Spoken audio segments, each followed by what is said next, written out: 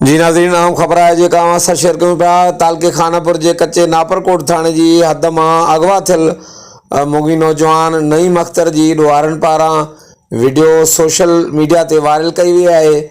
Viral थियल video में मुगी नौजवान ऐं ॾोहारनि जो छा चवणु आहे, अचो त ॾिसूं था ही वीडियो। मां SSP के अर्ज़ु कयां थो पियो त जेका आहे मुंहिंजी अमड़ जी जेका तकलीफ़ आहे उनखे अमड़ मुंहिंजी जेका माना बीमार आहे उन जे लाइ मूंखे अॼु जेका पंहिंजो मोटियूं पए त मूंखे अमड़ खे जेका सरकारी अस्पताल में ॾेखारिणो हुयो, जेकी उहा बि अमड़ मुंहिंजी जेका आहे तकलीफ़ में आहे। महिरबानी करे जेका तूं SSP साहिबु जेका तूं जेका आहे पंहिंजो जेका आहे अमड़ मुंहिंजी अमड़ ते असां ते रहम करे तूं फौरन इन जो जेको मुतालबो आहे तूं पंहिंजो जेका पूरो करे। ऐं जेका आहे असां ग़रीब मिसकीन जेके आहियूं ॾियारी कमाइण वारा खुदारा उन्हनि ते बि जेका तूं तरस करे ऐं जेका आहे ते जेके बि माना रेटियूं थियूं आहिनि कीअं बि थियूं आहिनि उन्हनि में ग़रीब मिसकीन जेके बि तकलीफ़ुनि में आहिनि उनजो तूं जेको अज़ालो करे तूं ज़िले जो अॻवाट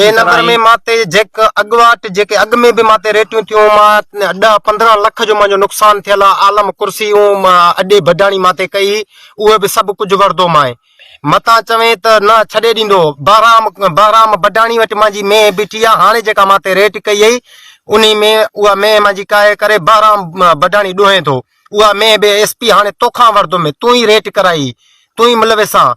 बाक़ी ॻाल्हि इहा ई आहे त रखल आहे ते जे मां अॼु 1 बजे जो टाइम ॾियां थो, 1 बजे ते राति 1 बजे ते मसलो हल कई त ठीकु आहे, जे न कई त हिन जो मारे रोड ते लाश सटे वेंदो मां ऐं अॻिते जे लाइ बि ईअं कंदो ईंदो मां। मतां चवे त छॾे ॾींदो, न छॾींदो मां। मुंहिंजो तोसां हे मुड़साणो वाइदो आहे, एॾो तोखे मां ज़लील कंदुमि। तूं बेग़ैरत इंसान, तूं चमचनि जे चवण ते तूं एॾे मां ते रोज़ रेटियूं करे पियो। छाजे करे करे पियो? तूं जेके धाड़ियल आहिनि, जेके मुलविस आहिनि ॾोहनि में, उन्हनि खे चैननि में खणी करे तूं मां ते रेटियूं करे पियो। छाजे करे? तूं मूंखे निंदड़ को सम्झो आहे? अस्सलाम वालेकुम।